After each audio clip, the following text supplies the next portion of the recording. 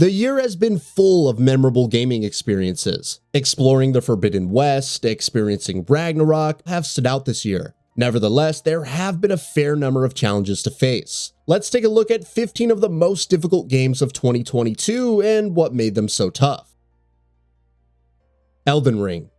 From bosses with long combo strings and enemies that could one-shot you to Scarlet Rot and environmental hazards, Elden Ring is as perilous as any of the Souls games, but on a larger scale. Nevertheless, knowledge is power. From knowing enemy placements and patterns to weaknesses, this will ultimately tip the scales in your favor. The full-grown Falling Star Beast and its asinine hitboxes can still die in a fire though.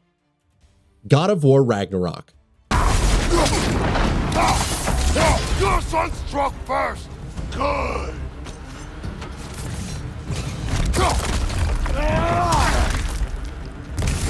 Even on the regular difficulty, give me balance, God of War Ragnarok doesn't mess around. In many situations, you're bested by enemies from all sides, and knowing how to parry, combo your runic attacks, and switch weapons is important. Things get crazier once you reach the Berserkers, the Muspelheim challenges, and the endgame. If you're playing on Give Me God of War difficulty, then be prepared to die in a few hits regardless of your build. Cuphead, the delicious last course. Cuphead is renowned for its boss fights with multitudes of patterns and the careful timing required to succeed. The delicious last course is no different. Whether it's Mortimer Freeze and the amount of dodging required, the howling aces and the disorienting nature of the fight, or the final boss, each will push your patience and skills to the limit. Rogue Legacy 2. As Cellar Door Games' follow-up to its original classic, Rogue Legacy 2 adds a lot more complexity, from the estuaries and their extensive patterns to the void beasts. You even have the Scars of Erebus, optional fights with multiple mini-bosses and normal bosses at once. Grinding out gold and upgrading the estate will tip the scales in your favor, but sharp reflexes, pattern memorization, skillful use of the spin kick, and a decent build is what will help you the most. Tunic. Tunic's toy-like art style and adorable protagonist can be pretty disarming for anyone who doesn't expect Dark Souls-like combat. Enemies can hurt a lot if you're not careful and not paying attention to their tells, and each boss has a mechanic or gimmick that takes some trial and error to figure out. It's not excessively punishing, but there are some challenges for your average action-adventure fan. Monster Hunter Rise, Sunbreak. The base game caught some flack for not being as challenging as previous entries, if you discount Crimson Glow Valstrax. Sunbreak ups the difficulty significantly, whether it's new monsters like Malzeno or classics like Espinas, Shigaru Magala, Furious Rajang, etc. And just when the nightmare is over, you're confronted with afflicted monsters who have way more health and explode if you don't deal enough damage to certain weak spots. HARDSPACE Shipbreaker. What is the life of a spaceship salvager, aka a shipbreaker? As it turns out in HARDSPACE Shipbreaker, it's investigating a myriad of ships, cutting out the valuables, and doing your best not to get blown up, explosively decompress, or die in many other painful ways from a mistake. Patience and carefully investigating each ship will get the job done, but you're also on a timer and need to prioritize certain tasks without messing anything up. Rollerdrome.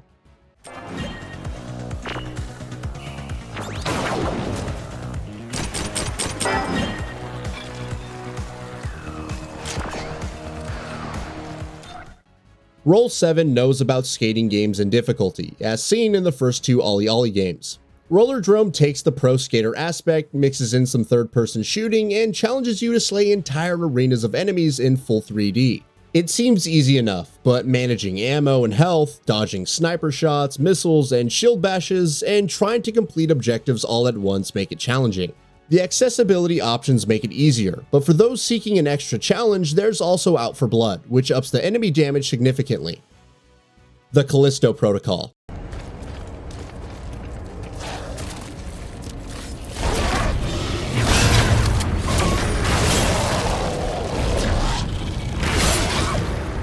From the beginning in Black Iron Prison, your only chance of survival against numerous biophages is a melee weapon. Ammo is limited, and failure to kill foes before they mutate make things even tougher.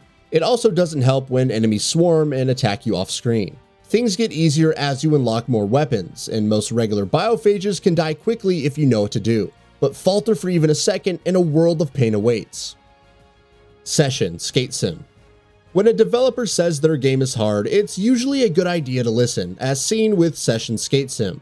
It has a 2-stick control scheme, so each stick represents the skater's foot. If you want to pull off complex tricks, you'll need precision and timing. You also press the triggers to turn unless you are not on the board. There are many options to adjust and tune the complexity accordingly, but only hardcore skating fans, or those with lots of patience, need apply.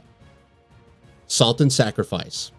Unlike its predecessor, Salt and Sacrifice takes a more Monster Hunter-like approach to its boss fights. You'll track down mages, fight them, and use their parts to craft better armor and weapons. The problem is fighting through multiple foes while chasing them and eventually dealing enough damage for a proper fight. Each boss is tough, exacerbated by even tougher versions of the same, and the mechanics offer almost no protection against being launched or stun-locked. Having to grind materials for healing potions also doesn't help, especially when dying to the same boss again and again. Thymesia. Despite its Bloodborne-esque inspiration, Thymesia never hits the same heights of difficulty. It's still no walk in the park, especially if you avoid the strongest plague weapons. Needing to injure enemies and then following up to injure them becomes challenging if they escape your grasp, which tougher ones can and will do. It's a short experience but provides a decent amount of challenge for Souls-like fans. Scorn.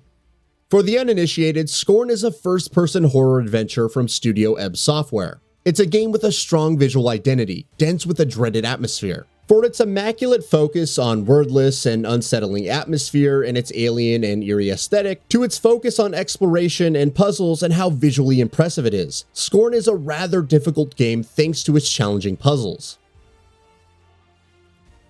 Trek to Yomi. For all of its gorgeous looks, Trek to Yomi is unfortunately not Flying Wild Hog's best effort. The combat features mechanics like stunning and parrying, but the latter feels completely random. Sometimes the difficulty comes from performing unintended moves or movement briefly stopping for no reason. It's possible to work around, but still frustrating. Sifu. As a martial artist with a magical talisman, Sifu sees players facing off against the warriors who killed their master. Death is only the beginning, as you come back stronger each time. However, your max health decreases each time and you grow older until the very end.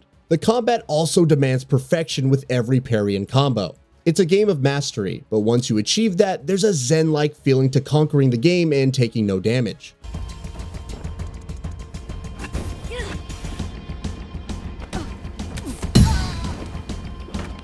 So what are your thoughts on this? Go ahead and share them in the comments below. And if you like this video, please subscribe to the channel and enable all notifications by clicking the bell icon to get new video updates. We upload every day and would really appreciate your support. Thanks for watching.